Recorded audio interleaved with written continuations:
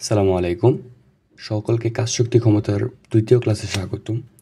তো আমরা আজকের ক্লাসে ৩টা টপিক পড়ব। একটা হচ্ছে প্লবতা, আর্কিমিডিসের সূত্র এবং প্যাসকেলের সূত্র। এই ৩টা টপিক পড়লে মোটামুটি আমরা এই চ্যাপ্টারের যে বেসিকগুলো আছে, বেসিক কনসেপ্ট, এগুলো আমরা ধরতে পারবো এবং বোর্ডে যে ধরনের ম্যাথ আসে ওই ধরনের ম্যাথ আমরা ইনশাল্লাহ সলভ করতে পারবো। তাহলে চলো আমাদের ক্লাসে শুরু করা যায়। তো সর্বপ্রথম যে টপিকটা আসতেছে সেটা হচ্ছে প্লবতা। প্লবতার সংজ্ঞা যদি আমরা দেখতে চাই, সেটা হচ্ছে কোনো নিমজ্জিত বা আংশিক নিমজ্জিত বস্তুর উপর তরল কর্তৃক, মানে যেই তরলে বস্তুটা নিমজ্জিত থাকবে, তরল কর্তৃক ঊর্ধ্বমুখী বল হচ্ছে, ঊর্ধ্বমুখী লব্ধি বলটাই হচ্ছে আমাদের প্লবতা। আমরা যদি শর্টে বলতে চাই, বস্তুর উপর কার্যকৃত ঊর্ধ্বমুখী বল, ঊর্ধ্বমুখী লব্ধি বল আর কি। তো এটা কীভাবে কাজ করে? তো আমরা জানি যে তরলের ভিতরে, আমরা প্রথম ক্লাস যেটাতে ছিল সেটাতে আমরা জানতে পারছিলাম যে তরলের ভিতরে নিমজ্জিত বস্তুর প্রত্যেক পয়েন্টে একটা প্রেশার কাজ করে। ঠিক আছে, প্রত্যেক পয়েন্টে একটা প্রেশার বা চাপ কাজ করে এবং তরল নিমজ্জিত সেই প্রেশারের পরিমাপ হচ্ছে এইচ রো, যেটা আমরা প্রথম চ্যাপ্টারে জেনে আসছি। নিমজ্জিত অবস্থায় যে বস্তুর জায়গায় চাপ হচ্ছে এইচ রো, এটা আমরা প্রথম চ্যাপ্টারে প্রথম ক্লাসটাতে ক্লিয়ার করছিলাম। তার মানে আমাদের বস্তু যখন নিমজ্জিত থাকবে, মানে যে অংশটুকু পানির নিচে, সেই অংশের প্রত্যেক পয়েন্টে যে বলটা কাজ করবে সেটা হচ্ছে কি, প্রেশার কাজ করবে, সেটা হচ্ছে এইচ রো জি। তাহলে আমরা এখানে এই বস্তুর উপর অনেকগুলো তল দেখতে পাইতেছি। এখানে আমরা 4টা তল দেখতে পাচ্ছি, বাট বস্তু যেহেতু 3D, আরও সামনে পিছনে 2টা তল থাকবে। তো আমরা সাইড ওয়াইজ তলগুলোর কথা চিন্তা করলে সামনের পিছনেরটা ইমাজিন করতে পারবো। তাহলে চিন্তা করো, এটা হচ্ছে আমাদের মনে করো 1 নাম্বার তল। এখানে কিছু বল প্রয়োগ হইতেছে, কিছু প্রেশার প্রয়োগ হইতেছে, মনে করো এটা হচ্ছে P1, এবং এখান থেকে কিছু প্রেশার ক্রিয়েট হইতেছে, এটা হচ্ছে P2।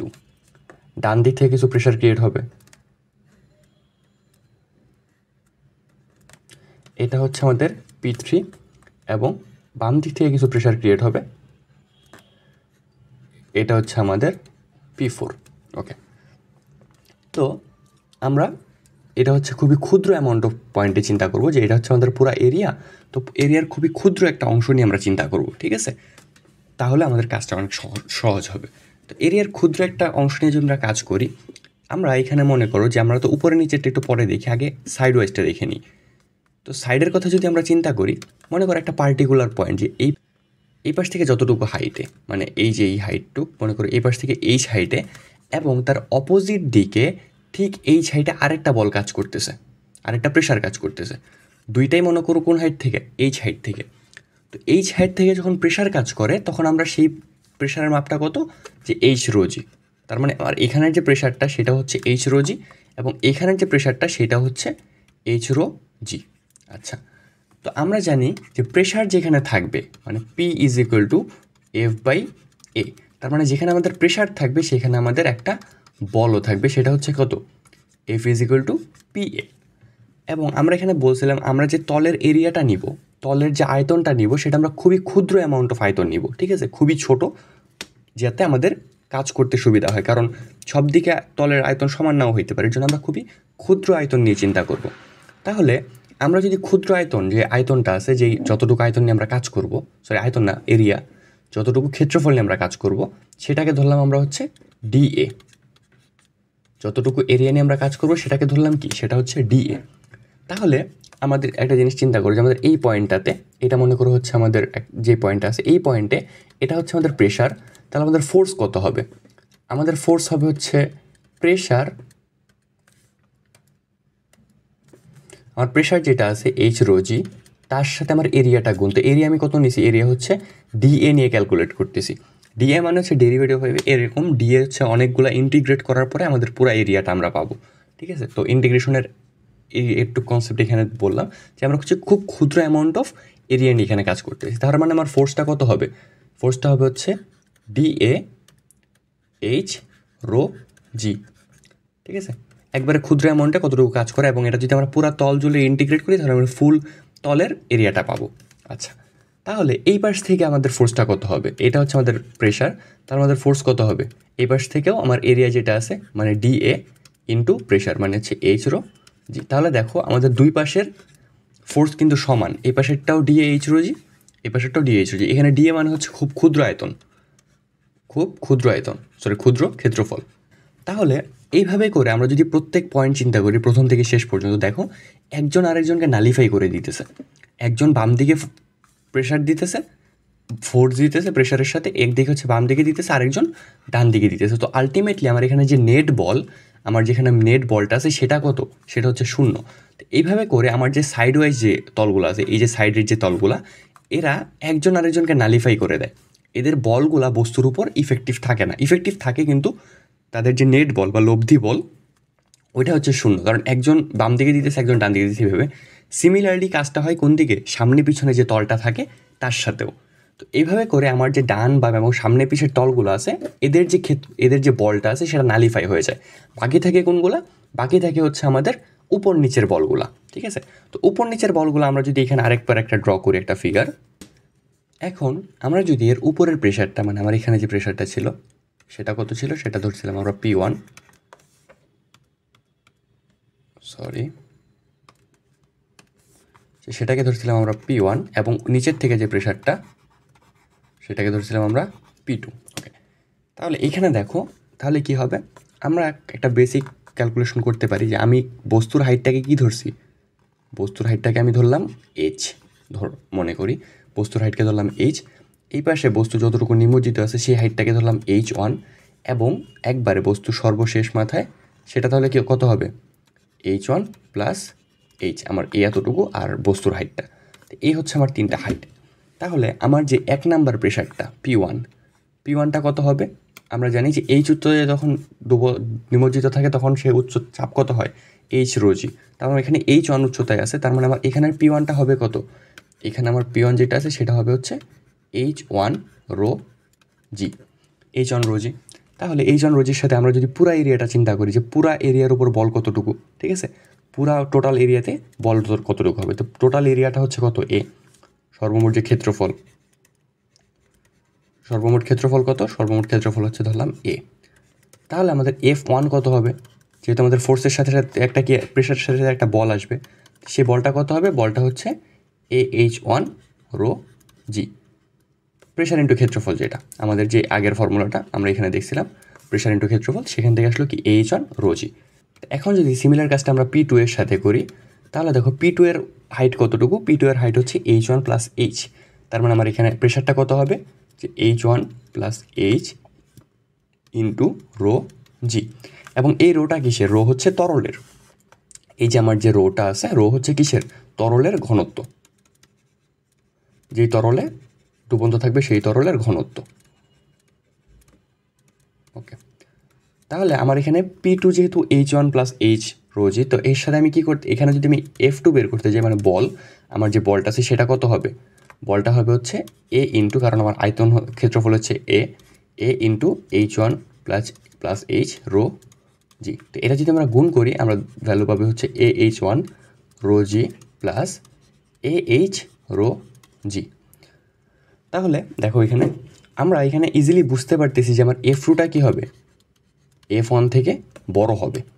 ঠিক আছে, F2 F1 থেকে বড় হবে, কারণ আমার এখানে H1 থেকে H1 প্লাস H বড়, সেক্ষেত্রে আমার প্রেশারও বেশি হবে নিচের তলে, এবং সেখানে আমার কী হবে, ফোর্সটাও বেশি হবে। আচ্ছা, তাহলে আমরা যদি ঊর্ধ্বমুখী বলটা চিন্তা করি, ঊর্ধ্বমুখী লব্ধি বল, যেটা আমাদেরকে বলা হয়েছে যে ঊর্ধ্বমুখী লব্ধি বল, তাহলে একটা বল হচ্ছে নিচের দিকে, কোন বলটা নিচের দিকে, P1 হচ্ছে নিচের দিকে, সরি F1 হচ্ছে নিচের দিকে। এটা কোন দিকে কাজ করতেছে, F1 কাজ করতেছে আমার নিচের দিকে, আর F2 কোন দিকে কাজ করতেছে, F2 কাজ করতেছে হচ্ছে উপর দিকে।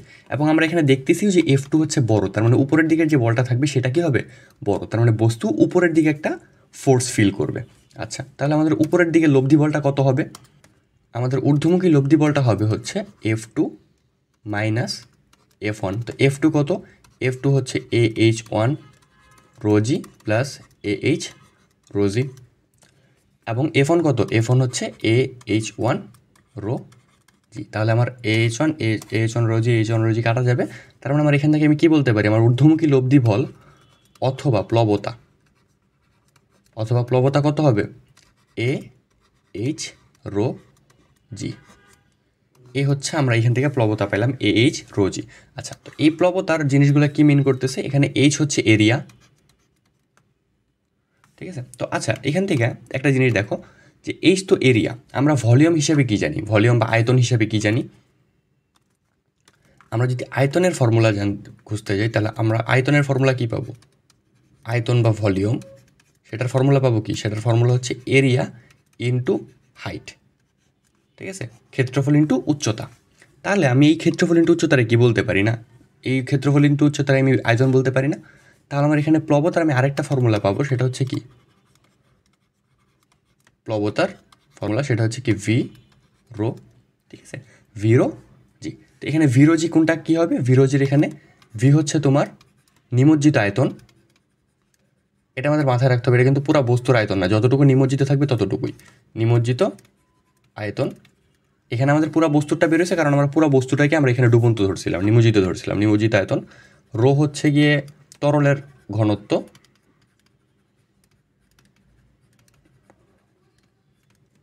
এবং জি হচ্ছে গ্র্যাভিটি, মাধ্যাকর্ষণ শক্তি বা গ্র্যাভিটি যেটাই বলি আমরা, সেটা হচ্ছে জি, মানে 9.8 মিটার পার সেকেন্ড স্কোয়ার। তাহলে এই হচ্ছে আমাদের প্লবতা। সেটা আমরা কি অ্যানালাইসিস করলাম? আমরা হচ্ছে প্রেশার অ্যানালাইসিস করে বের করলাম যে আমাদের প্লবতা কত হবে। আমাদের প্লবতা হচ্ছে ভিরোজি। আচ্ছা, তাহলে এটা আমরা এখানে লিখে রাখি যে আমাদের প্লবতা আমরা দুইভাবে বের করতে পারি। একটা হচ্ছে AH রোজি, আরেকটা হচ্ছে কত? ভিরো জি। এবং এখানে আমাদের অবশ্যই মনে রাখতে হবে যে আমাদের AH রোজির থেকে আমার এখানে কি ভিটা কিসের হবে? ভি হচ্ছে নিমজ্জিত আয়তন, ভি হচ্ছে আমাদের নিমজ্জিত আয়তন। আর এখান থেকে আমাদের এইচ যেটা আছে সেটা হচ্ছে কি নিমজ্জিত হাইট বলতে পারো, নিমজ্জিত উচ্চতা। তো এই গেল আমাদের প্রেশার অ্যানালাইসিস থেকে আমাদের প্লবতার বিষয়টি। তাহলে চলো আমরা একটু আর্কিমিডিসের সূত্রটা দেখে আসি। আর্কিমিডিসের সূত্রে বলছে কোনো বস্তুর দ্বারা স্থানচ্যুত তরলের ওজন প্লবতার সমান হয়।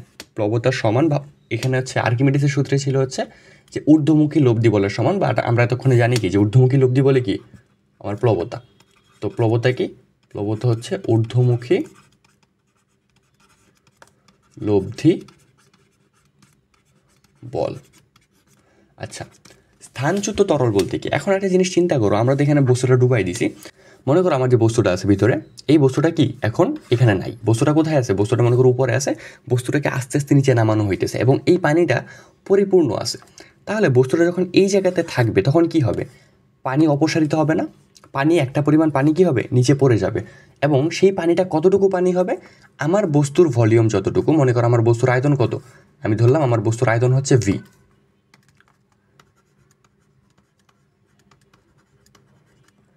আয়তন হচ্ছে ভি। আচ্ছা, তার মানে আমার যে পানি থাকবে, পানির আয়তনও কত হবে? পানির আয়তন হবে হচ্ছে ভি। পানি বা তরল যেটাই বলি আমরা, আমরা এখানে পানি বলতেছি, এটা তরল বুঝে নিয়ে। তরলের আয়তন কত হবে?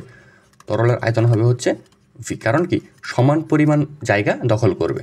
তরলের আয়তন হবে ভি। তো আমরা একটা ভি ধরলাম, আরেকটাকে আমরা কি ধরবো? যে V of liquid, VL. VL কার সমান? আচ্ছা, তরলের আয়তন হবে ভিএল, ভিএল কার সমান হবে? ভিএল হচ্ছে এই ভি এরই সমান হবে।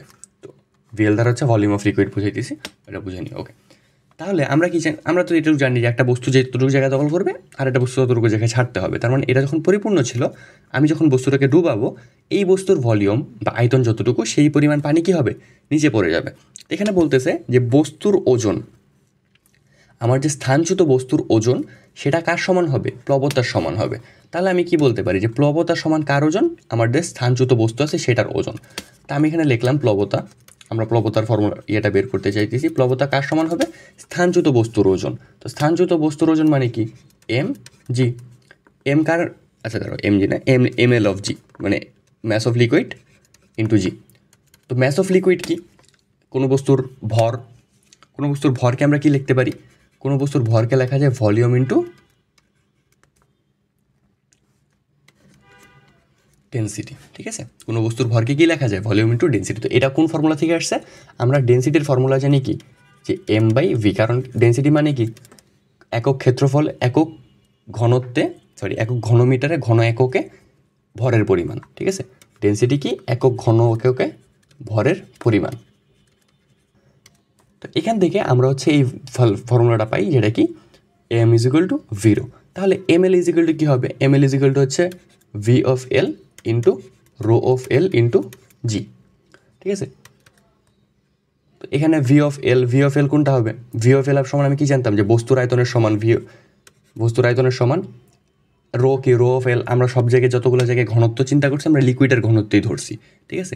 রো অফ এল মানে হচ্ছে লিকুইড, এবং আমরা আগে যে ঘনত্বগুলো চিন্তা করছি এখানে যে ঘনত্বগুলো ছিল সবগুলো ঘনত্ব কি তরলের ঘনত্বই ছিল। তার মানে রো অফ এল দিয়ে কী বুঝাইতেছে, তরলের ঘনত্বই বুঝাইতে। এখানে রো অফ এল না দিলেও চলবে, মানে আমরা যেহেতু একটাই ঘনত্ব ইউজ করতেছি সেটা হচ্ছে তরলের ঘনত্ব, তার মানে ভি রো জি। তো এখানে ভি রো জি, এখানে ভি কি, ভি হচ্ছে আবার মনে রাখতে হবে আমাদের, এটা হচ্ছে নিমজ্জিত ভলিউম বা নিমজ্জিত আয়তন, ঠিক আছে, নিমজ্জিত আয়তন। এবং রো কি, রো হচ্ছে আমার তরলের ঘনত্ব, এবং এখানে আমার জি হচ্ছে গ্র্যাভিটি, যেটার মান কত, সেটার মান হচ্ছে 9.8 মিটার পার সেকেন্ড স্কোয়ার, ঠিক আছে। তো এখান থেকে দেখো আমরা প্লবতার যে মান পাইলাম এবং আমরা আগের যে প্লবতার মান পাইছিলাম দুইটা কি একই মান, ঠিক আছে। এই দেখো এই হচ্ছে আমার প্লবতার যে মান এবং আমার আগের পেজে যে প্লবতার মান, এরা দুইটা কি একই মান, আমরা দুইভাবে বের করছি। একটা হচ্ছে আমাদের প্রেশার অ্যানালিসিস করে, আরেকটা হচ্ছে আমাদের আর্কিমিডিসের সূত্র দিয়ে। তো এখান থেকে আরেকটা জিনিস আমরা যাইতে পারি। তুমি একটা জিনিস চিন্তা করো, আমার বস্তুর একটা ওজন আছে, বস্তুর ওজনটা কোন দিকে, বস্তুর ওজন হচ্ছে নিচের দিকে। ওজনটা কত, বস্তুর ওজন হচ্ছে এমজি, ঠিক আছে, বস্তুর ওজন এমজি। এবং বস্তুকে একটা বল উপরের দিকে ঠেলতেছে, এই প্লবতা বলটা, প্লবতা বল কী করতেছে, উপরের দিকে ঠেলতেছে। তাহলে তুমি যদি বস্তুটা নিচে দাঁড়াও, যে বস্তুটা যখন আমরা পানিতে আমাদের কাছে বস্তু হালকা লাগে, পানিতে আমাদের কাছে বস্তু হালকা লাগে, তার কারণ কি সেটা আমরা এখন দেখি। তুমি যদি বস্তুর নিচে দাঁড়াও তোমার কাছে বস্তুটা হালকা লাগতেছে, তার মানে বস্তুর একটা ভর মানে ওজন কমে যাইতেছে। তো ওজন হচ্ছে এক প্রকার বল, তো বলটা কী হইতেছে, রিডিউস হইতেছে। তো বল কমবে কীভাবে, বলের এগেনস্টে যদি আরেকটা বল কাজ করে, তাহলে দেখো এখানে এগেনস্টে কাজ করতেছে একটা বল নিচের দিকে, মানে বস্তুর অরিজিনাল ওজন যেটা সেটা হচ্ছে নিচের দিকে, এবং কমতেছে কতটুকু, প্লবতার বলটা কমে যাইতেছে। কারণ কি, প্লবতা আমার যে ওজন তার এগেনস্টে কাজ করতেছে, ঠিক আছে, প্লবতা তার এগেনস্টে কাজ করতেছে, তার মানে আমার ওজন কমবে কতটুকু, প্লবতা পরিমাণ ওজন কমে যাবে, ঠিক আছে। তা আমি যদি এটা এখানে লিখি, তো ওজন কমবে প্লবতার পরিমাপের সমান। এবং আমরা এখান থেকে কি জানতে পারছি, প্লবতা কার সমান, স্থানচ্যুত তরলের ওজন, তার মানে স্থানচ্যুত তরলের ওজন। তার মানে এখানে আমি বুঝতে পারলাম কি, যে ওজন কমবে কতটুকু, প্লবতার মানের সমান, মানে ভিরোজি পরিমাণ ওজন কমে যাবে। এখানে ভি হচ্ছে কি নিমজ্জিত আয়তন, এটা আমাদের বারবার খেয়াল রাখতে হবে, কারণ আমাদের যদি বস্তুটা অর্ধ নিমজ্জিত থাকে তখন যদি আমরা চিন্তা করি যে পুরা বস্তুর আয়তন নিব, সেটা কিন্তু হবে না, বস্তু যতটুকু নিমজ্জিত থাকবে ঠিক ততটুকুর আয়তনই আমি এখানে নিব। আচ্ছা, প্লবতার মানের বলে, এবং স্থানচ্যুত তরলের ওজন, স্থানচ্যুত তরল যেটা থাকবে সেটার সমান কী হবে, বস্তুর ওজন কমে যাবে। তো এই জিনিসটা আমাদের মনে রাখতে হবে। আচ্ছা, এখন যদি এমন হয় যে বস্তু অর্ধ নিমজ্জিত, এখন যদি সিচুয়েশনটা এরকম হয় যে বস্তুটা কতটুকু নিমজ্জিত, শুধুমাত্র এতটুকু নিমজ্জিত, এবং আমার সম্পূর্ণ আয়তন কত ছিল, সম্পূর্ণ আয়তন ছিল হচ্ছে ভি, ঠিক আছে। সম্পূর্ণ যে আয়তন ছিল সেটাকে আমরা কি ধরছিলাম, সম্পূর্ণ আয়তনকে আমরা ধরছিলাম হচ্ছে ভি। এখন আমাদের যদি বলে যে বস্তুর যে ডুবন্ত আছে কতটুকু, যে এর নিচে যতটুকু আয়তন আছে, এই যে এতটুকু, ঠিক আছে, এতটুকু হচ্ছে ডুবন্ত আছে। তো আমরা ধরলাম যে X%, X%, এটা কার, সম্পূর্ণটার, ঠিক আছে।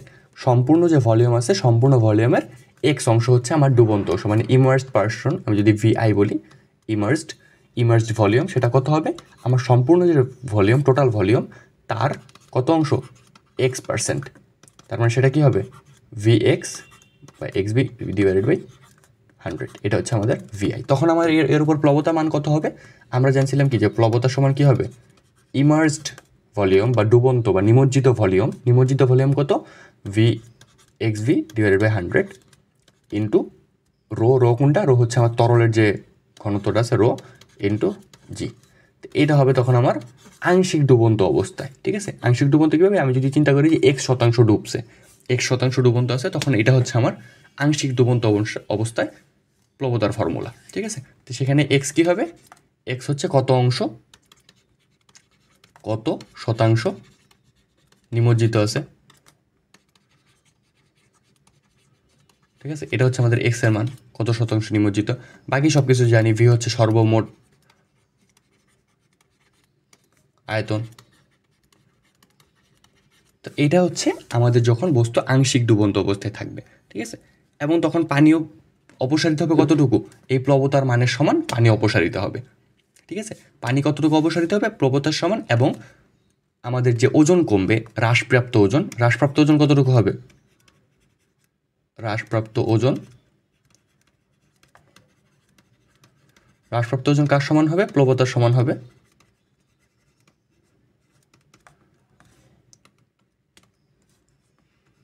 এবং প্লবতা কার সমান হবে, আমার অপসারিত তরলের ওজন সমান।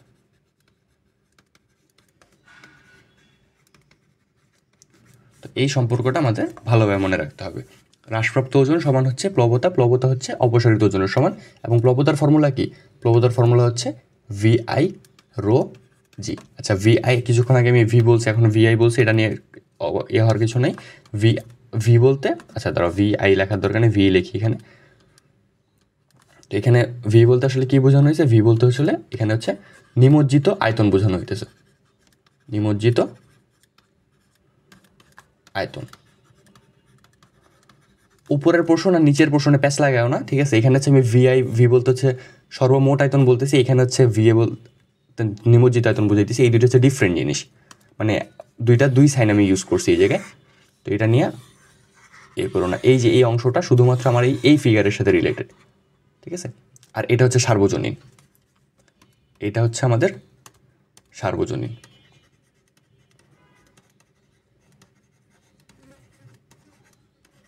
এটা সার্বজনীন এবং ওইটা শুধু আমার এই ফিগারের সাথে রিলেটেড। আচ্ছা, তো V হচ্ছে আমার এখানে নিমজ্জিত আয়তন, আমার রো হচ্ছে কি, রো হচ্ছে আমার তরলের ঘনত্ব,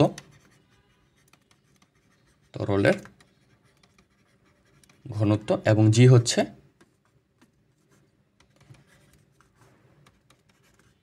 আমার গ্র্যাভিটি, ঠিক আছে। এই হচ্ছে আমাদের আর্কিমিডিসের সূত্র আর প্লবতার যত বিষয়াদি। এরপর হচ্ছে আমাদের প্যাসকেলের সূত্র। তো প্যাসকেল আমাদের বলছে কি, যে কোনো অসংকোচনশীল তরল, তো অসংকোচনশীল তরল বলতে কি, তরলকে যখন চাপ দেওয়া হবে তখন যাতে সেটা সংকুচিত না হয়ে যায়, ঠিক আছে। তার ভলিউম যাতে সেম থাকে, মানে এমন যাতে না হয় যে প্রথমে ভলিউম ছিল, নর্মাল কন্ডিশনে ভলিউম ছিল 10 মিটার কিউব, তার উপর চাপ দেওয়া হলো, তার ভলিউম হয়ে গেল 8 মিটার কিউব, এরকম যাতে না হয়, অসংকোচনশীল, ঠিক আছে। যেটা এরকম কম্প্রেস হবে না, কম্প্রেসিবল। তরলে চাপ প্রয়োগ করা হলে, চাপ দেওয়া হলো, সেই চাপ তরলের সকল বিন্দুতে এবং সকল দিকে একই পরিমাণে প্রবাহিত হয়, ঠিক আছে। তার মানে কি, যে মনে করো আমরা হচ্ছে এই যে এদিকে একটা চাপ প্রয়োগ করলাম, কত, P1 পরিমাণ চাপ করলাম। তার মানে আমার এই যে পুরা লিকুইড ফ্লোর সব দিকে, মনে করো এইদিকে সব দিকে আমার চাপের পরিমাণ কত থাকবে, চাপের পরিমাণ P1ই থাকবে, চাপের পরিমাণ কোনো চেঞ্জ হবে না। এবং প্রত্যেকটা বিন্দুতে চাপের পরিমাণ কত থাকবে, প্রত্যেকটা বিন্দুতেও চাপের পরিমাণ P1ই থাকবে, সকল বিন্দুতে এবং সকল দিকে চাপের পরিমাণ P1। তার মানে তুমি একটা জিনিস দেখো, আমরা হচ্ছে এদিকে P1 পরিমাণ চাপ দিতেছি, এদিকে P1 পরিমাণ চাপ দেওয়ার ফলে আমি অপর দিকে কী পাইতেছি, এদিক থেকেও P1 পরিমাণ চাপই ব্যাক পাইতেছি, ঠিক আছে। আমি এদিকে P1 পরিমাণ চাপ দিছিলাম, এদিকেও P1 পরিমাণ চাপ পাইছি। তাহলে আমরা P এর একটা ফর্মুলা শিখছিলাম, প্রেশারের যে ফর্মুলাটা আমরা জানি। প্রেশার কি, প্রেশার হচ্ছে একক ক্ষেত্রফলে বলের পরিমাণ। তার মানে আমার প্রেশার হচ্ছে কি, P = F/A। সেখান থেকে আমরা ফোর্সের একটা ফর্মুলা বের করতে পারি, প্রেশার ইন্টু এরিয়া। তার মানে আমার প্রেশার যখন কনস্ট্যান্ট, দুই জায়গায় প্রেশার সেম, তখন দেখো এরিয়া যেখানে বেশি সেখানে আমি কি পাবো, বেশি বল পাবো না, ঠিক আছে। সেখান ফর্মুলা থেকে তো তাই বুঝতেছি, আমার এরিয়া আর আমার যে ক্ষেত্রফল আর প্রেশারের গুণফল সমান হচ্ছে আমার বল। তাহলে আমার এইখানের এরিয়াটা মনে করো হচ্ছে A1, ঠিক আছে। এখানের এরিয়া কত হবে, এখানের এরিয়াটা ধরলাম হচ্ছে A1, এখানের এরিয়াটা কত ধরলাম, এটা হচ্ছে A2। আমার এখানে প্রেশার হচ্ছে P1, এখানে প্রেশার কত P1, দুই জায়গায় প্রেশার সেম। তাহলে আমার এখানের ফোর্স কত হবে, F1 যদি আমি চিন্তা করি সেটা হচ্ছে P1 × A1। আমার এখানে যদি F2 চিন্তা করি সেটা হবে কত, P1 × A2, ঠিক আছে। আমার দুই জায়গার ফোর্স আলাদা। তাহলে একটা জিনিস দেখো তো, আমার এইখানে এই ফোর্সের এই যে মানটা, এটা অবশ্যই কি F2 থেকে ছোট হবে না। এখান থেকে আমরা কি দেখতে পাইতেছি, যে আমার এখানে যে মানটা আছে F2, সেটা কি F1 থেকে বড়। কারণ কি, আমার প্রেশার সেম কিন্তু আমার এরিয়া 1-এর থেকে এরিয়া 2 বড়। আমার দেখো এই এরিয়াটা আমার এই এরিয়ার থেকে বড়। তাহলে প্যাসকেলের ফর্মুলাতে আমরা হচ্ছে কি করতে পারবো, যে কম পরিমাণ জায়গায় আমরা যখন ছোটো টিউবে মানে ছোটো টিউবে প্রেশার দিব এবং বড় টিউব থেকে বড় এরিয়া ছোটো এরিয়ার জায়গার থেকে যখন আমরা প্রেশার দিব এবং সেই আউটপুটটা যখন আমরা বড় এরিয়ার থেকে নিব, বড় ক্ষেত্রফল থেকে নিব, তখন আমরা ফোর্স কত পাবো? অনেক বেশি পাবো।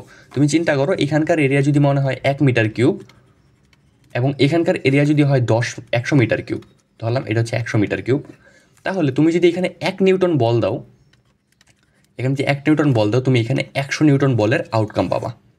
ঠিক আছে, তুমি এখানে 1 নিউটন বল দিয়ে 100 নিউটন বলের আউটকাম পাবা। তাহলে আমাদের ফর্মুলাটা কীরকম? তো ফর্মুলাটা হচ্ছে দুই পাশেরই প্রেশার সমান। ঠিক আছে, দুই পাশের প্রেশার সমান। আমি এক পাশের প্রেশার যদি ধরলাম P1, আরেক পাশের ধরলাম মনে করো P2। আমি এদিকের প্রেশার যেটা আছে সেটাকে ধরলাম আমরা P1, এদিকের প্রেশার যেটা আছে সেটাকে ধরলাম P2। কিন্তু প্যাসকেলের অনুযায়ী কী হবে? আমার P1 is equal two P2 হয়ে যাবে। কারণ কি? দুই পাশের প্রেশারই সমান। সেটা কত? সেটা হচ্ছে মনে করো যে P। ওকে, তো P1 is equal two P2 হলে আমার এই পাশের প্রেশার কত হবে? আমরা জানি যে কোনো জায়গার প্রেশার ইজ ইকুয়াল টু কি? F/A। তো আমি এই পাশের অংশটাকে ধরলাম হচ্ছে 1, এই পাশের অংশটাকে ধরলাম হচ্ছে 2। এটা হচ্ছে 1 নম্বর সিনারিও, এটা হচ্ছে 2 নম্বর সিনারিও। আমার 1 নম্বর সিনারিওতে বল যেটা আছে সেটা কত হবে? F1, এরিয়া কত হবে? A1। 2 নম্বর সিনারিওর বল হবে F2 আর এরিয়া হবে A2। তো এই হচ্ছে আমাদের প্যাসকেলের ফর্মুলা। তো প্যাসকেলের ফর্মুলাটা কি? প্যাসকেলের ফর্মুলা হচ্ছে এই যে এটা, F1/A1 is equal two F2, is equal two F2/A2। তো এটাকে আরও মডিফাই করে তুমি এভাবে লিখতে পারো যে F1/F2 is equal two A1/A2, এটাও লেখা যায়। ঠিক আছে, তুমি যে কোনোটা লিখতে পারো, যে কোনো একটা মনে রাখলেই হবে। এবং মেন কনসেপ্ট কি? মেন কনসেপ্ট হচ্ছে যে কোনো অসংকোচনশীল তরলে চাপ প্রয়োগ করা হলে সেই চাপ সকল দিকে সকল বিন্দুতে একই পরিমাণে প্রবাহিত হয়। ঠিক আছে, এই হচ্ছে আমাদের প্যাসকেলের ফর্মুলা।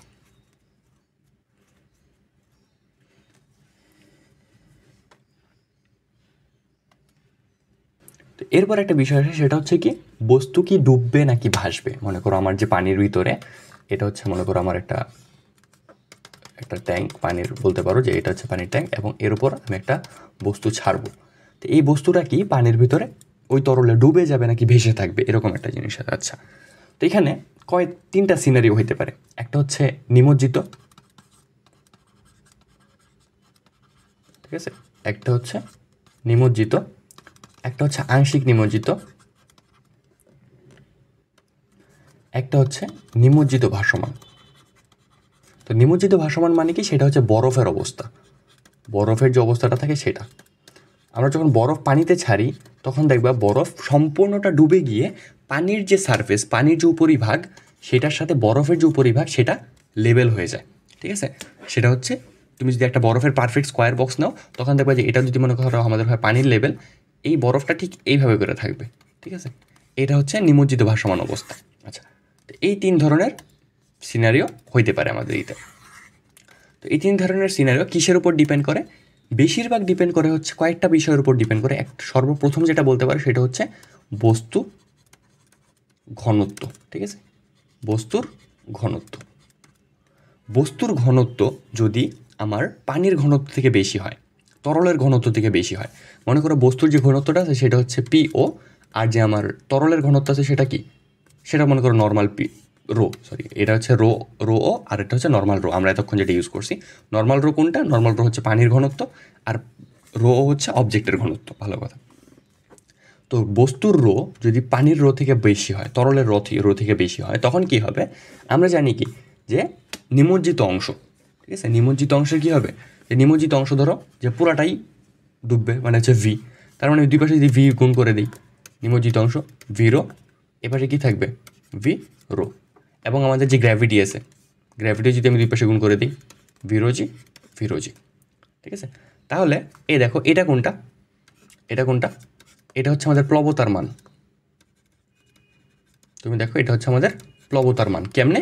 এই যে নিমজ্জিত অংশের ঘনত্ব ইন্টু রো ইন্টু জি। রো কোনটা? রো হচ্ছে তরলের ঘনত্ব। এটা হচ্ছে আমাদের প্লবতার মান। এই যে আমরা কিছুক্ষণ আগে যেটা বের করছিলাম, দেখো এই যে হয়ে গেলো, এই যে প্লবতার মান। ঠিক আছে, প্লবতার মান কোনটা? নিমজ্জিত অংশের আয়তন, তরলের ঘনত্ব আর গ্র্যাভিটি। তার মানে আমরা বলতে পারি কি যে এটা হচ্ছে আমাদের তরলের প্লবতা, মানে আমাদের বস্তুর উপর যে ঊর্ধ্বমুখী যে বলটা আছে সেটা প্লবতা, ঊর্ধ্বমুখী বল। আর এইটা কি? এখান থেকে দেখো V রো, V কোনটা? V হচ্ছে বস্তুর V, যেহেতু আমরা পুরাটা নিমজ্জিত ধরছি, বস্তুর V। আর এখানে কী হবে, রো কোনটা, রো হচ্ছে বস্তুর রো, বস্তুর ঘনত্ব। তার মানে আমি এটাকে কী বলতে পারি, বস্তুর রো আর বস্তুর ভিকে কী বলতে পারি, আমরা ম্যাস বলতে পারি না, কারণ ম্যাস ইজিক্যাল টু কি, ম্যাস ইজিক্যাল টু হচ্ছে রো জি। তার মানে আমার এই যে ভিটা আছে, এই ভিটা কার ভি, বস্তুর ভি। আর নিমজ্জিত অংশ যেহেতু আমরা ধরছি, যে আমরা চিন্তা করতেছি কি যে সম্পূর্ণটা যদি ডুবাই তাহলে আমাদের প্লবতা কতটুকু হবে, সম্পূর্ণ ডুবাইলে হচ্ছে প্লবতা এতটুকু, এবং তখন বস্তুর ওজন কতটুকু থাকবে, বস্তুর ওজন তো সেম থাকবে, ভিরো যেহেতু দেখছি, তার মানে আমি কী বলতে পারি, এটাকে বলতে পারি হচ্ছে আমি এমজি। ঠিক আছে, এমজি কেন, কারণ এম হচ্ছে, এম ইজিক্যাল টু হচ্ছে ভিরো, এবং ভি হচ্ছে বস্তুর ভি, এবং রো হচ্ছে বস্তুর যে রোটা আছে বা ঘনত্বটা আছে সেটা। তাহলে দেখো আমার যে প্লবতার মান মানে ঊর্ধ্বমুখী মান, এখানে ঊর্ধ্বমুখী মান কোনটা, ঊর্ধ্বমুখী হচ্ছে আমাদের প্লবতা, আর নিম্নমুখী কোনটা, নিম্নমুখী হচ্ছে আমার বস্তুর যে ওজনটা আছে সেটা। তুমি দেখো এখানে নিম্নমুখী মানটা বেশি, আমার ঊর্ধ্বমুখী মানের তুলনায় আমার নিম্নমুখী মান বেশি। তো নিম্নমুখী মান যেহেতু বেশি, তার মানে বস্তুর অবশ্যই কী হবে, ডুববে।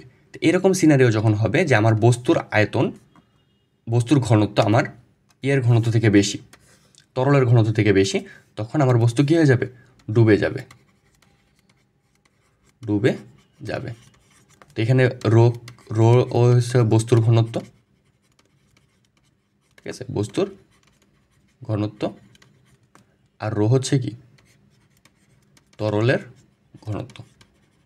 তো এখান থেকে আমরা মোটামুটি বুঝতে পারলাম। আর একটা জিনিস আমি এখানে দেখতে পেলাম, যে সেটা কি, আমার যদি বস্তুর ওজন আমার প্লবতা থেকে বেশি হয়, ঠিক আছে, বস্তুর ওজন যদি প্লবতা থেকে বেশি হয়, আমরা এটা থেকেই বলতে পারি এই জিনিসটা আসলে, যে এখান থেকেই বলতে পারি যে বস্তুর ওজন যদি প্লবতার থেকে বেশি হয়, এবং প্লবতা কিসের সমান, প্লবতা হচ্ছে অপসারিত পানির সমান, পানির ওজনের সমান। তো সেখান থেকে আমরা আরেকটা মানে একই জিনিস ডিফারেন্ট ল্যাঙ্গুয়েজে তুমি বলতে পারো যে বস্তুর ওজন যদি অপসারিত পানির ওজনের থেকে বেশি হয়, অপসারিত পানি না, সরি তরল, আমি বারবার পানি বলতেছি, তোমরা একটু বুঝে নিও, অপসারিত তরলের ওজন থেকে যদি বেশি হয় তাহলে আমার বস্তু কী হবে, ডুবে যাবে। তো এইগুলো হচ্ছে সবগুলো ডুবার সিনারিও। তো ডুবার আমি কয়টা সিনারিও পাইলাম, যে বস্তু ডুবে যাবে কয়টা সিনারিওতে,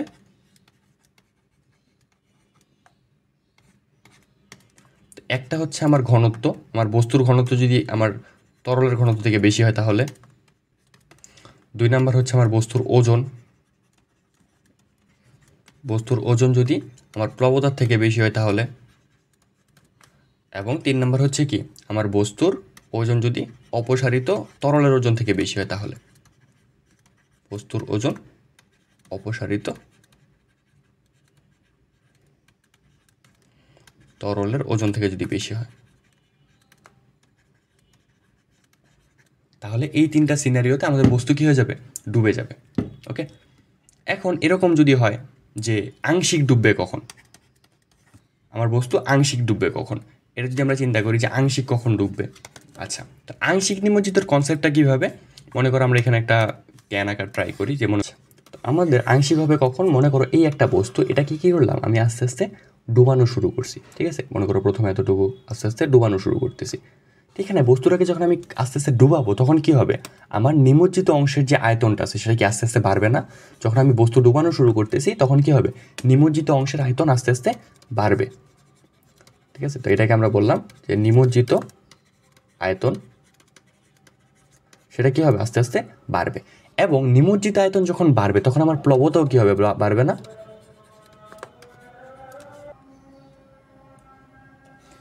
তাহলে আমরা কি দেখলাম যে এখানে কী হবে, যে আমি যখন বস্তুটাকে আস্তে আস্তে মনে করো আস্তে আস্তে ডুবাবো তখন কী হবে, আমার নিমজ্জিত অংশের আয়তন বাড়বে এবং তার সাথে সাথে আমাদের প্লবতাটাও বাড়বে।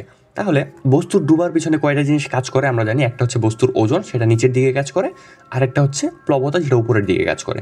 এখন বস্তুর ওজন তো ফিক্সড, ঠিক না, বস্তুর ওজনটা কী হবে, বস্তুর ওজন এই জায়গায় ফিক্সড থাকবে, ঠিক আছে, বস্তুর ওজনটা এখানে ফিক্সড, মনে করো বস্তুর ওজন হচ্ছে কত, এমজি। এমজিকে আমরা কী লিখতে পারি, এমজি হচ্ছে V rho g, V rho মানে রো নট, ঠিক আছে, V rho not, rho not কোনটা, রো নট হচ্ছে বস্তুর ওজন, সরি বস্তুর ঘনত্ব, আচ্ছা বস্তুর ঘনত্ব, তো এটা হচ্ছে রো নট, আমার ভি হচ্ছে কি বস্তুর আয়তন, বস্তুর আয়তন। তো এইখানে আমি কি লিখতে পারি যে এমজি, তো এমজি কাজ করবে নিচের দিকে, এমজিকে আমি কি লিখতে পারি, ভি রো নট জি। এখন আমি যখন বস্তুটাকে নিচের দিকে যাইতেছি, নিচের দিকে নিতেছি, এখন মনে করো এই স্টেজে আসার পরে বস্তুর নিমজ্জিত অংশের একটা আয়তন আছে, কিন্তু আমার যে ওজনটা আছে বস্তুর টিল এই অবস্থায় বস্তুর যে প্লবতা, এই নিমজ্জিত আয়তনের জন্য কি থাকবে, বস্তুর একটা প্লবতা থাকবে। সেটা কি হবে, সেটা মনে করো আমার ওজনের থেকে কম, মানে আমার ওজনটা বেশি, তখন কী হবে, বস্তু আরও নিচে যাবে। মনে করো আরও একটু নিচে গেল, এখন বস্তুর যে প্লবতা সেটাও কি আমার ওজনের থেকে কম, বস্তুর ওজনের থেকে কম, তখন বস্তু আরেকটু নিচে গেল। তো এমন একটা স্টেজ আসবে যখন কি হবে, আমার যে প্লবতা, মনে করো যে এই স্টেজে আসার পরে আমার বস্তুর যে প্লবতা সেটা কি হয়ে গেছে, আমার ওজনের সমান হয়ে গেছে। ওজনের সমান হয়ে গেছে কোন কারণে, আমার যে এই যে এতটুকুর আয়তনের কারণে, এই যে এই এতটুকু আয়তনের কারণে আমার কি হয়েছে, আমার একটা প্লবতা কাজ করতেছে। তো এতটুকু আয়তন মনে করো আমি ধরলাম V1, ঠিক আছে, যে এতটুকু আয়তন আমি ধরলাম কি, যে এই আয়তনটা হচ্ছে V1, সরি V1 না VI। তো VIটা কি হবে, VIটা মনে করো হচ্ছে V এর X%। VIটা কতটুকু, আমি ধরলাম যে V এর X%। তো এটা আমরা কি লিখতে পারি, যে Vx/100। ওকে, তো এই অংশের জন্য বস্তুর একটা প্লবতা থাকবে। তো সেই প্লবতাটা কত হবে, সেই প্লবতাটা হবে হচ্ছে, এটা যদি আমরা মনে করি যে প্লবতা ক্যালকুলেট করতে যাই, সেটা কত, আমরা জানি প্লবতা হচ্ছে V ρg। ভি কতটুকু, ভি হচ্ছে নিমজ্জিত অংশ। নিমজ্জিত অংশ কোনটা এখানে, নিমজ্জিত অংশ হচ্ছে Vx/100 ইন্টু রো। রো কোনটা, পানির যে রোটা আছে সেটা, মানে তরলের রো ইন্টু জি। তার মানে আমরা কি বুঝলাম, যে এই একটা পরিস্থিতিতে যখন আংশিক নিমজ্জিত, তখন কি হবে, আমার বস্তুর যে ওজন এবং যে প্লবতা সেটা কি হয়ে যাবে, সমান সমান হয়ে যাবে। তার কারণেই বস্তুর এখানে ভাসতেছে, ঠিক আছে। এরকম হবে যে এখান থেকে আমার নিচের দিকে একটা বল যাইতেছে এবং উপর দিকে একটা বল যাইতেছে। এটা হচ্ছে মনে করি F1, এটা হচ্ছে F2। F2 কোনটা, F2 হচ্ছে প্লবতা, F1 হচ্ছে আমার ওজন। এখন এমন একটা সিনারিওতে বস্তু স্থির হবে যখন আমার F1 আর F2 সমান হবে, তখনই কী হবে, আমার বস্তু স্থির হবে, তাছাড়া বস্তু স্থির হওয়া সম্ভব না। আচ্ছা, তারপরে আমরা বুঝতেছি কি, যে আমার F1 কোনটা, ওজন। ওজনের সমান কার সমান হবে, প্লবতার সমান হবে। প্লবতা কোনটা, Vx/100 into rho into g, ঠিক আছে। এখানে দেখো যে আমরা যদি দুই পাশ থেকে কাটাকাটি করি, তো এটুকু তো আমরা বুঝতে পারলাম, এটা একটা কনসেপ্ট। এটা একটা কনসেপ্ট যে বস্তুর আংশিক মানে আংশিক ভলিউম বা আংশিক আয়তনের উপর কার্যকৃত প্লবতা যখন আমার সম্পূর্ণ ওজনের সমান হইতেছে, তখন আমার বস্তু কী হবে, আংশিক ভাসমান থাকবে। তাহলে আরেকটা জিনিস দেখো, যে আমরা যদি এখান থেকে দুই পাশ থেকে কিছু জিনিস কাটাকাটি করি, কাটাকাটি বলতে যে আমি এখান থেকে জি কেটে দিলাম, দুই পাশেই সমান, আমার এই ভি কেটে দিলাম, তখন কি হবে, আমি একটা ভ্যালু পাবো, সেটা কত, যে ρ0 ইজ ইকুয়াল টু ρx/100। তার মানে আমার ρ0 কি হবে, রো মানে আমার তরলের ওজনের, তরলের যে ডেন্সিটি আছে তার X%। এটাকে আমরা কীভাবে লিখতে পারি, যে ρ0 ইজ ইকুয়াল টু হচ্ছে রো ইন্টু X%। তার মানে আমার যে তরলের ওজন আর তরলের ঘনত্ব আছে, তরলের ঘনত্বের 1% কী হবে, আমার বস্তুর ঘনত্ব। তার মানে আমার এখানে বস্তুর ঘনত্ব কি বেশি হবে না কম হবে বলো তো, আমার বস্তুর এখানে হবে কম, আমার তরলের ঘনত্ব হবে বেশি, ঠিক আছে। তার মানে এইটা আমার আরেকটা কনসেপ্ট। আরেকটা কনসেপ্ট কি, যে আমার যদি বস্তুর ঘনত্ব তরলের ঘনত্ব থেকে কম হয়, বস্তুর ঘনত্ব যদি তরলের ঘনত্ব থেকে কম হয়, তখন আমার কি হবে, বস্তু আংশিক নিমজ্জিত থাকবে। দুইটা জিনিস জানলাম, একটা হচ্ছে কি, আমার যদি বস্তুর আংশিক আয়তনের উপর কার্যকৃত প্লবতা আমার বস্তুর ওজনের সমান হয়, আর এটা হচ্ছে কি, এটা যে বস্তুর ঘনত্ব যদি আমার তরলের ঘনত্ব থেকে কম হয়, এই কারণে আমার বস্তু কী হবে, আংশিক ভাসমান থাকবে, ঠিক আছে।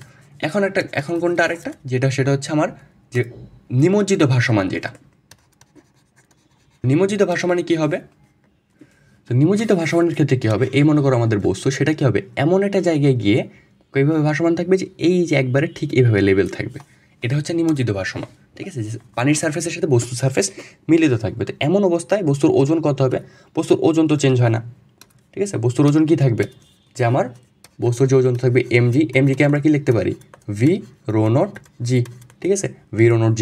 ভি হচ্ছে আমার বস্তুর ভলিউম, ρ0 হচ্ছে বস্তুর আয়তন, জি হচ্ছে জি। ওকে, তো আমার এখানে প্লবতা কি থাকবে, তো আমাদের এখানে প্লবতাটা কি থাকবে, প্লবতা হচ্ছে কি, আমার বস্তুর উপর যে কার্যকরী উপর ঊর্ধ্বমুখী বল, তো সেটা কি V ρg। ভি কোনটা, নিমজ্জিত অংশের ভলিউম।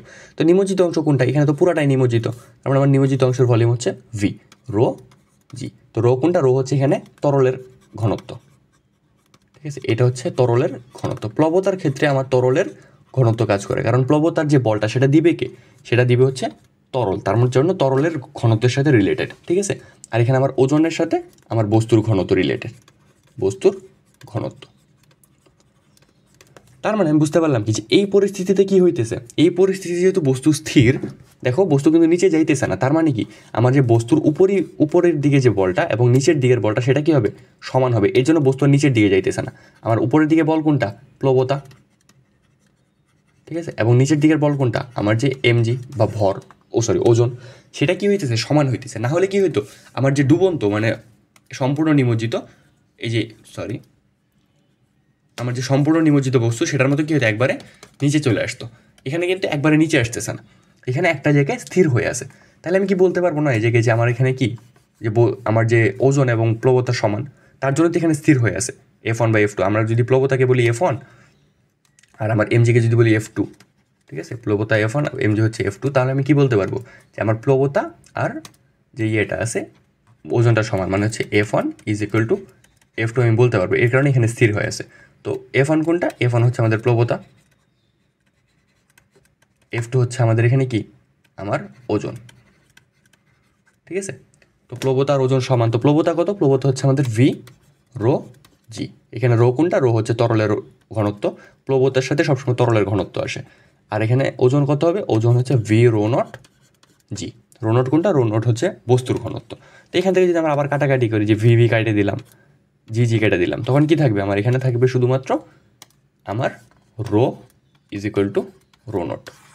অর্থাৎ আমার যখন বস্তুর ঘনত্ব আর তরলের ঘনত্ব সমান হবে, তখন আমার বস্তু কী হবে, নিমজ্জিত ভাসমান থাকবে। এই জন্য বরফ ভাসমান থাকে, কারণ বরফের মেইন সাবস্টেন্স কি, বরফের মেইন জিনিস হচ্ছে পানি, তো ঘনত্বটা সেম থাকে। এর জন্য বরফ কী থাকে, নিমজ্জিত ভাসমান থাকে। তাহলে এটা এখানে হচ্ছে আমাদের রো কি, রো হচ্ছে আমাদের তরলের ঘনত্ব, আর এখানে ρ0 হচ্ছে আমাদের বস্তুর ঘনত্ব। এই হচ্ছে আমাদের কয়েকটা বিষয়, ঠিক আছে। এই হচ্ছে আমাদের তিন ধরনের ক্যাটাগরি, নিমজ্জিত, ভাসমান, একবারে সম্পূর্ণ নিমজ্জিত, এই করা, ঠিক আছে। তো এখান থেকে এবং আর একটা জিনিস কি মনে রাখতে হবে, যে আমার এখানে প্লবতার সাথে সবসময় কী ইউজ হয়, প্লবতার সাথে সবসময় তরলের ঘনত্ব ইউজ হয়, এটা মনে রাখতে হবে, তরলের ঘনত্ব, ঠিক আছে, তরলের ঘনত্ব এবং নিমজ্জিত অংশের আয়তন, তরলের ঘনত্ব এবং নিমজ্জিত আয়তন, এটা আমাদের সবসময় মাথায় রাখতে হবে। ওকে, তাহলে আমরা যে জিনিসগুলো শিখলাম আজকে, আশা করি তোমরা সবাই বুঝতে পারছো, ঠিক আছে। এবং তোমাদের যে ক্লাসের পিডিএফটা, এটা হচ্ছে তোমরা একবারে ডেসক্রিপশন বক্সে পেয়ে যাবা। এতক্ষণ ক্লাসে থাকার জন্য ধন্যবাদ।